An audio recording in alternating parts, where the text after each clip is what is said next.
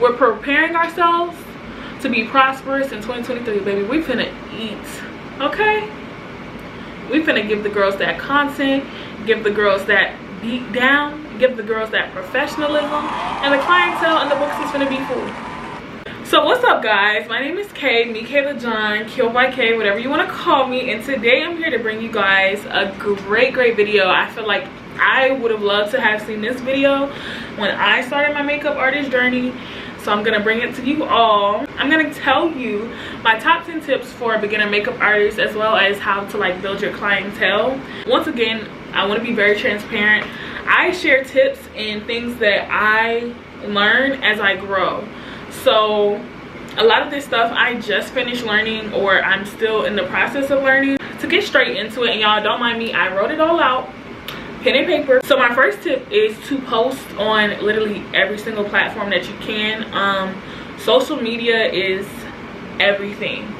Social media will bring you people that you probably never would have even gotten an encounter with.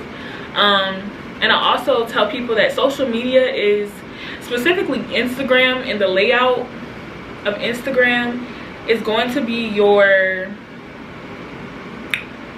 portfolio, if you will. So when you look at Instagram, it's like literally a big portfolio. Everything that you need for most makeup artists, and how to book me, how to find out my rates, pretty much anything that you need is in my portfolio.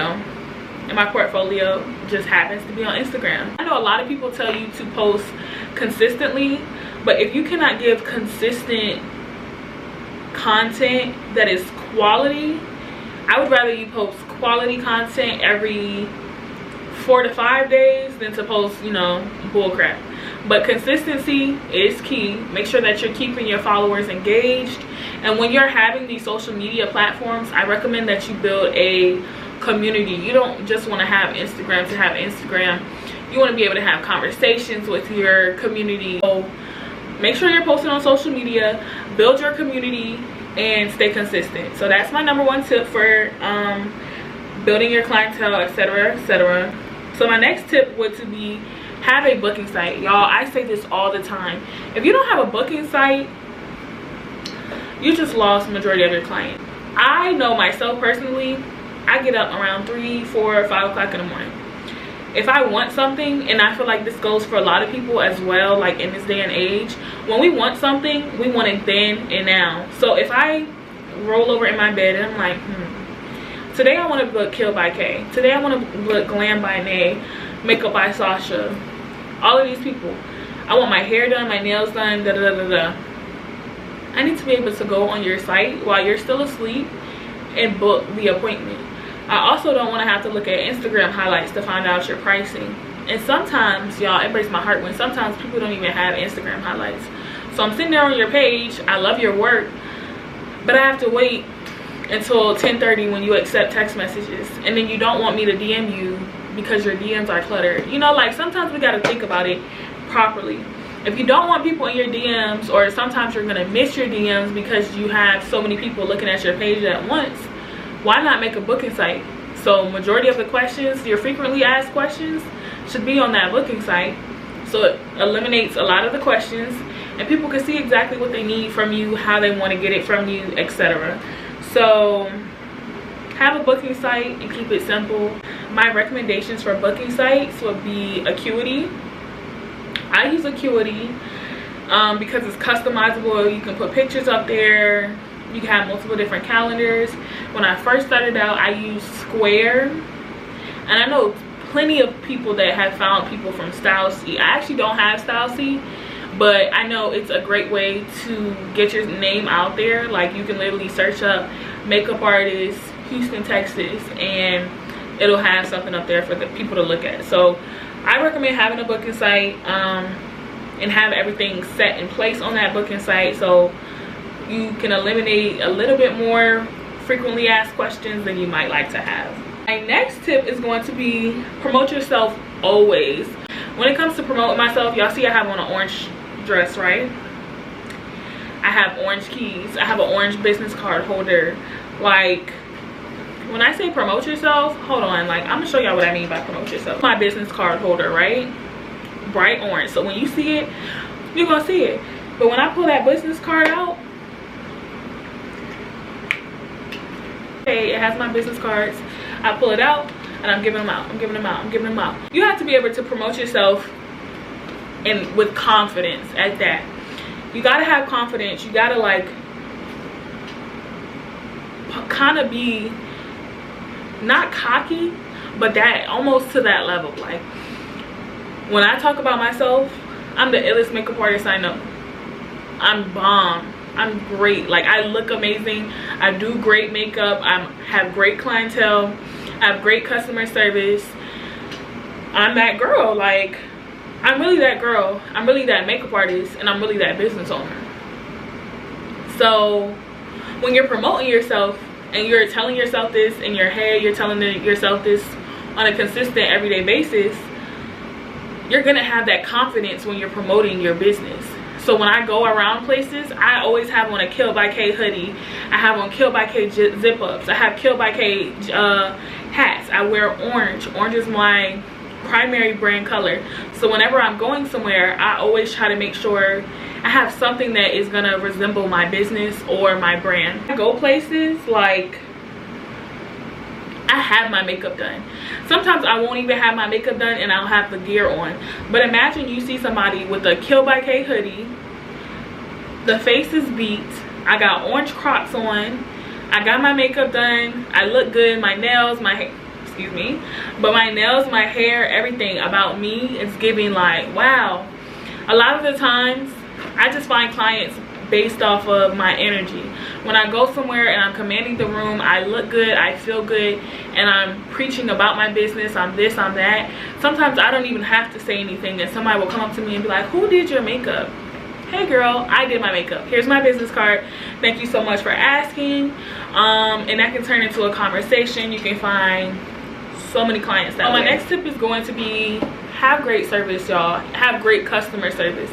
I can preach all day long having good quality makeup, doing your eyebrows right, having the right lashes on. I could do all of this, and if you don't have good customer service, nobody's gonna come to you.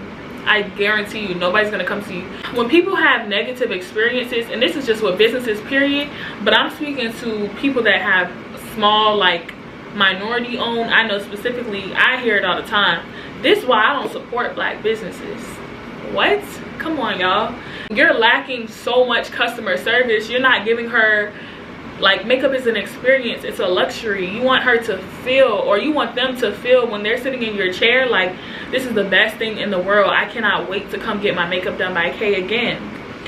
But if and when you don't give them that quality, that high-end experience, that luxury feel to their service, oh, I'm finna go tell Jim, Bobby, Keisha, Cole, I'm finna go tell everybody that I hated my makeup, or I loved my makeup but she had terrible customer service, and that will tear people away from you, y'all. Just make sure that you are having great customer service. So, and it is to use Google. So as much as I preached about social media and using social media as one of your great tools, use Google page. Even if you're a traveling makeup artist, you can put that as your description. If you're a makeup artist at a shop, put that as your description. So setting up that Google page, and if y'all want, I talked about it on my Instagram, but I can make a video about it. Have your clients post reviews up there, like, oh, I enjoyed my experience with Kill by Kay so much. It was such a great experience. She was so nice, her hands were delicate, everything was soft, you know. And just tell them, you know, at the end of their appointment, I'll give you a $5 or I'll give you $10, $5 off your next appointment if you just go leave me a Google review after this appointment. You may not ever know how great you make someone feel or how uncomfortable you make them feel until they post that review. So yeah, be you and find your niche. You have to be confident in your work / artistry. No matter how anyone else sees your business, you have to be able to back your business up, and you have to have your own style and be original. Whew, did y'all feel that? I feel like I said a word in here. Okay, so when I say that, I specifically mean, who are you? So something that I'm finding a lot of makeup artists struggle with is finding their niche. when you're a makeup artist but you do everything and you say that you specialize in everything, people are not gonna know what to come to you for. So they might not come to you at all. If they see Clientele by Kay is a soft glam specialist who is also a makeup mentor and teacher, when they think of me, they're gonna think, okay, I'm gonna go to Kay for her soft glam, or if I need teaching, or if I need help with my business. If Clientele by Kay is soft glam makeup artist, cut crease makeup artist, bridal, like, just imagine I say everything in the book, Halloween, special effects. It's great to have these skills, but you have to specialize in something. So when you find your niche, eat in that.